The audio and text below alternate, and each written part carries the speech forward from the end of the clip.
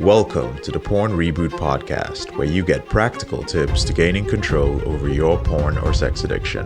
We help ambitious men end their out-of-control sexual behavior with pornography, sex, and masturbation so that you can maximize your life, perform at your potential, and remain in control in the driver's seat, which is where you have to be in order to gain or maintain the success you want in life. I'm your host, J.K. Emezi, certified sex and porn addiction recovery coach. Welcome to the episode. So yesterday I got a surprise call from one of my friends. We had not spoken for almost 2 years, and right now he's almost 50 years old. And he started a new business 3 years ago.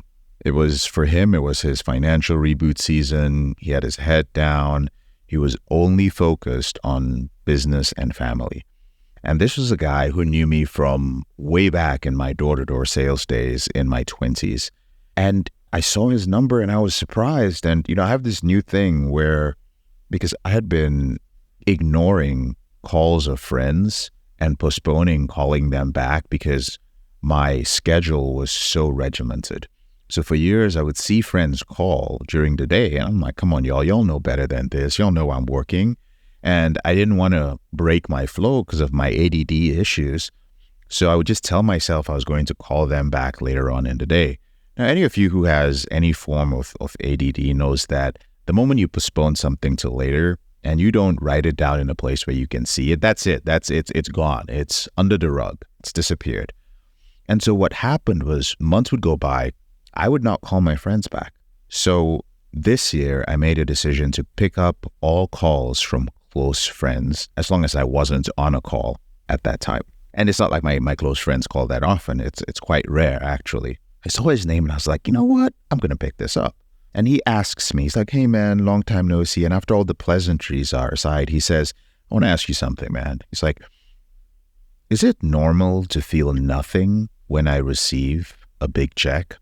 And I was like, well, what do you mean, man? And he said, well, that I've been doing pretty well financially in the last couple of years. And I just received the check and I was thinking about who do I have in my social circle that I can speak to about these numbers, who will just not judge me or be jealous or feel weird about it. And he's like, man, I haven't talked to JK in a minute. I was like, okay. I was like, well, how big is the check? He said, well, last month I made just over $250,000 after taxes. So this is how much he made. He runs a business, but his personal check after all his expenses and taxes and everything was around $250,000 for a month. And I say, that's a nice check. And he's like, I know it is. And he says, but I thought it would feel different. And I proceeded to break it down to him and tell him that, we visualize, I and he and many of the people in my close circle, we had visualized our successful self for so long. And we had surrounded ourselves with people who thought that way until we eventually normalized it. I remember personally just vividly imagining my life as a grown man. And I mean, I was in my 20s, but I didn't see myself as a grown man back then. I was like, I'm still a boy, acting like a boy, porn and so on. But I still visualized. And I saw myself as a grown man, a mature man, and what my life would look like and what intimacy with my partner would look like. What does my relationship look like? What does my home look like? What does my lifestyle look like? What does my spiritual life look like? And I just did that over and over again during my reboot morning routine till it just became a reality. And I'm sharing this story with you because the same thing happens with rebooting from our compulsive behavior. When you get to that point, there is no big parade. There is no banquet. You don't get a coin or anything. It is just that quiet personal recognition that you dreamed something. You desired freedom, or you desired control, or you desired peace, and you achieved it. The only trophy that you get is now, this moment. It is the quality of your response to your current moment. And I'll tell you this, you will be sitting there or standing there or walking or in whatever situation that is, and you will feel it. For me, it was being in a public place and seeing pornography played at a party and not having any sort of reaction during or after. Instead, feeling a sense of sadness for the people who were engaging in that. Not the people who were watching it, but just feeling sad about the situation as a whole. Like, wow, like these people have to perform or choose to perform their sexual acts for the entertainment of others. Something that is private, something that is intimate. They have to do it in this way. And in that moment, whatever your moment is, that was my moment. Yours could be in a moment with your future wife or your current partner. It could be a moment of great temptation a moment that you would have seen in the past as a moment of great temptation. And instead, you feel nothing. That would be the quality of the response in that current moment. It is the feeling in that moment which is free of shame, free of emotional pain, or whatever it was that pornography brought up in you. And that is the first lesson that I was reminded of. Even as I was telling him, I was reminded of my behavior and how far I had come. Lesson 1 is that there is no parade. So at the end of the call, I sent him a message to remind him of how proud I was of him. And he reminded me why he started his business. I actually shared this in both the implementation group and the intensive group. So those of you who are in the intensive and implementation who are listening to this episode, you'll see something similar to this, a story that I've posted, but I also posted his screenshots to me. He reminded me of why he started his business because he told me, let me pull it up right here on my phone because I'm going to actually read it verbatim. I said, "Good catching up, man. Really inspiring to watch you fucking crush it in life." And he says, "Thank you, sir. I want to remind you that it was you and a mutual acquaintance of ours, you and Lucas, that made me realize that I needed to level up.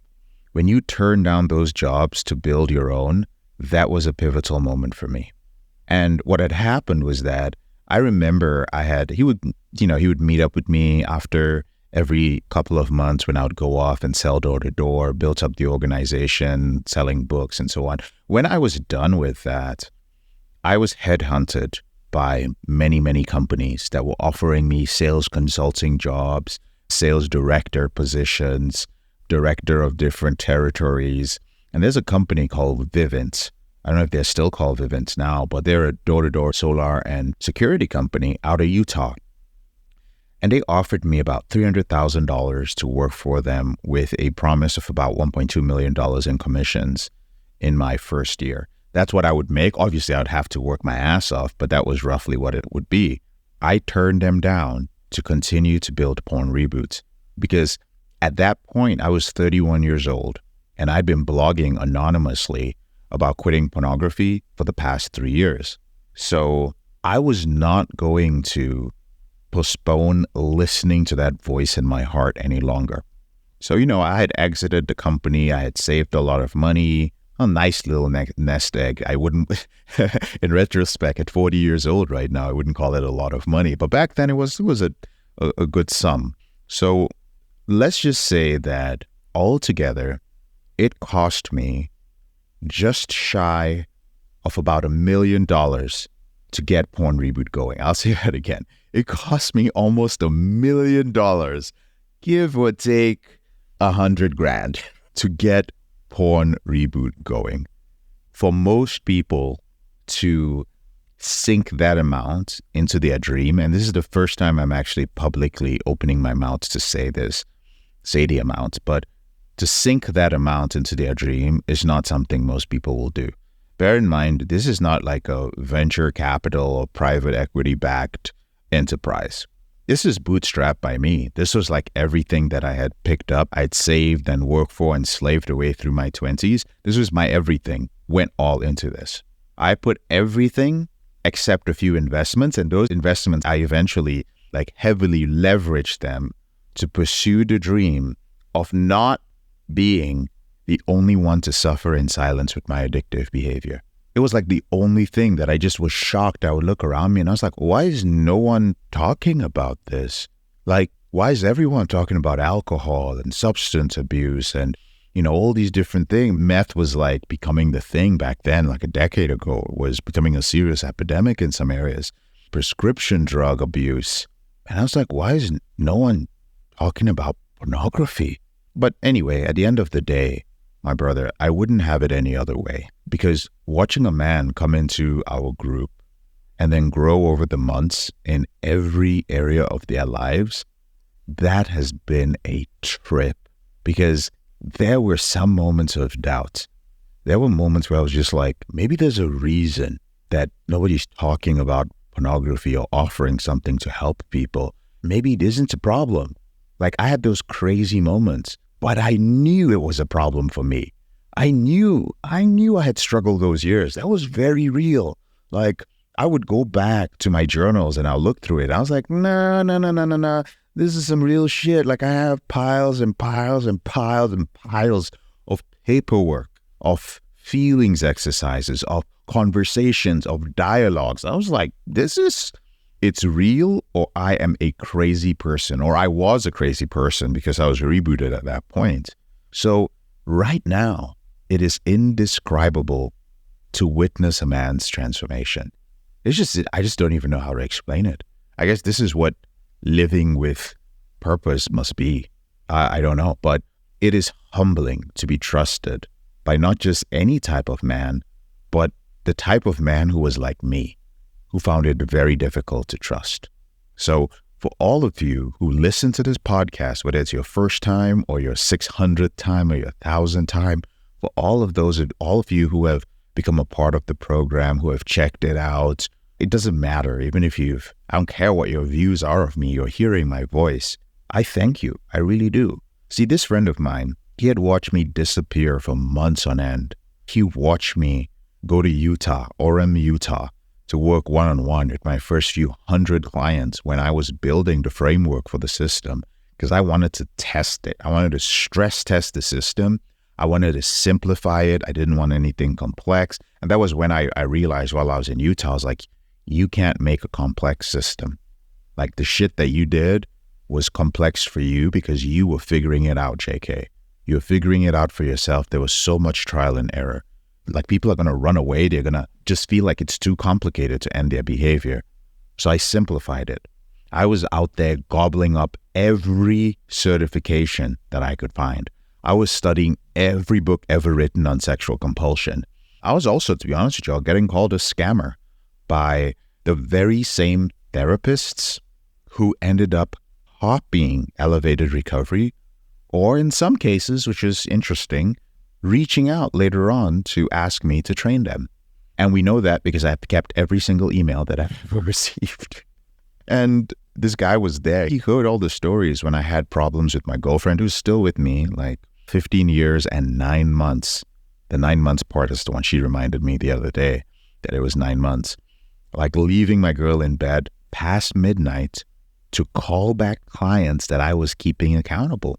So back in the day when it was just me, I was the accountability partner. I was the coach. I was the everything.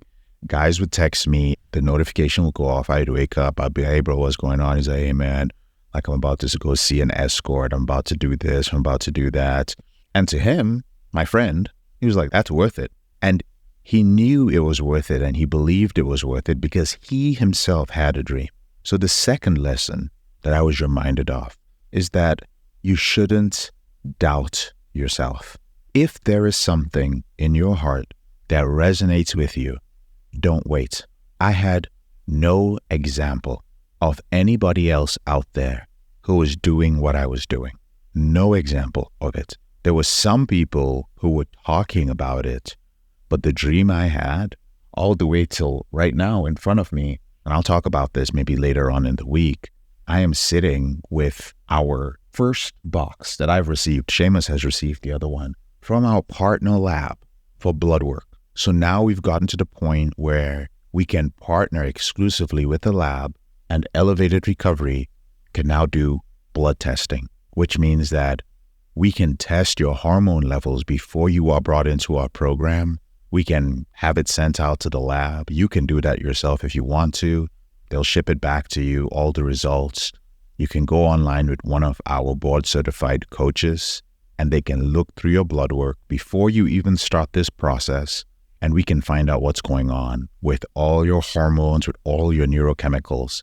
And we can do this throughout the process of your reboot so that while you're going through your reboot, you actually have markers of your progress that are biochemical in nature.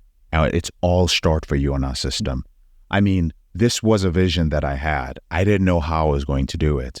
And I have the physical box right here. It's phenomenal. So I want to tell you that go after whatever your dream is. Like, surround yourself with people who are as delusional as you are. It's incredible how much you can accomplish when you cut out all the distraction and you focus on only what matters. As far as I'm concerned, Elevated Recovery is the greatest company when it comes to dealing with sexually compulsive disorders. That is it. Like, there's nothing else. And when I say delusional, it means that I am working on it. Like, we're not going to stop. No company that is the greatest at what they did started off as the greatest. They just worked towards it. We are 12 years in, and I am going to continue. When I say we, it's no longer a JK thing. It is we have over 34 team members who are a part of this. People with kids, people with wives, people with husbands. They're in here. They are part of the mission. They are working on this. We're hitting it from all angles. We're innovating, and it's an incredible thing to watch. If you have that dream, I just want to encourage you. Now, this friend of mine, he went from being, this is maybe some encouragement for those of you who might be a little bit older. This guy, like I said, is almost 50. So all of this happened in his mid-40s. This guy went from being in his late 40s, living in a small apartment, playing video games most of the time, and then he would run game on women. This is how way back in the day in my 20s I met him. We would go out and talk to women while I was working on my dating reboot. So you know this shit was a long time ago. That's how we met. Now, he was one of those guys who had a baby mama. He wasn't talking to his baby mama. He didn't have that close a relationship with his kids. And he went from that to, in a very short period of time, in 3 years, building a multi-million-dollar business. In fact, the last time I'd spoken to him, his business within the first year and a half got an $80 million valuation. How crazy is that? Living in a mansion in the Albuquerque Hills in New Mexico with the mother of his kids. That's where he's at right now. With all his kids, he has another little boy, and calling me to ask me, how is he supposed to feel when he makes $250,000? Check. It was a check that has to clear the bank. It's amazing what can happen. Gosh, I wish I could take the feeling that I have right now and mail it to you in a pill. And you just take the pill and you just feel that. There's probably going to be some sort of technology that invents that sometime. But people, just go for your dreams. Like, I have seen people in their 50s. I have seen people in their 60s. I have seen people at all ages. It doesn't matter how much you feel that this behavior has debilitated you. I used to live with depression. I still have many of those ADD tendencies.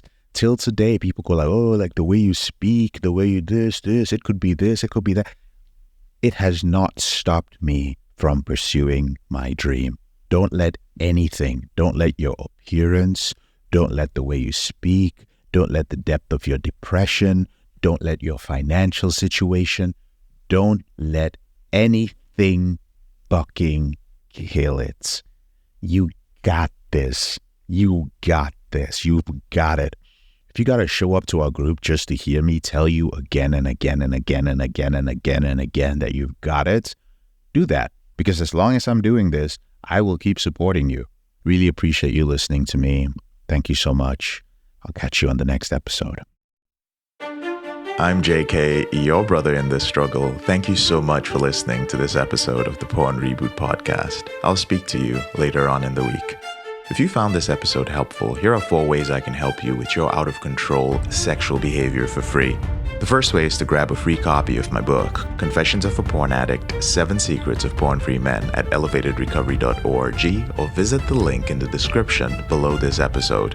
The second way is if you're not sure where to start, but you'd like to learn more about my team and I, if you'd like to spend time with like-minded professionals and business owners who are controlling their behavior, then join our free and confidential group, the Porn Reboot Group on Facebook. There's a link to join in the description below this episode. The third way is if you need help right now because you have a burning issue, your behavior with pornography is hurting you mentally or emotionally, you're about to lose your relationship, you want to live up to your potential, be an authentic man, and free yourself from shame, guilt, and underachieving, then click on the link in the description below this episode that says free coaching call. And the fourth way is to leave us a 5-star review if you enjoy this podcast, so that we can reach more men who are struggling in silence and bring back the lessons we learn from coaching them to freedom.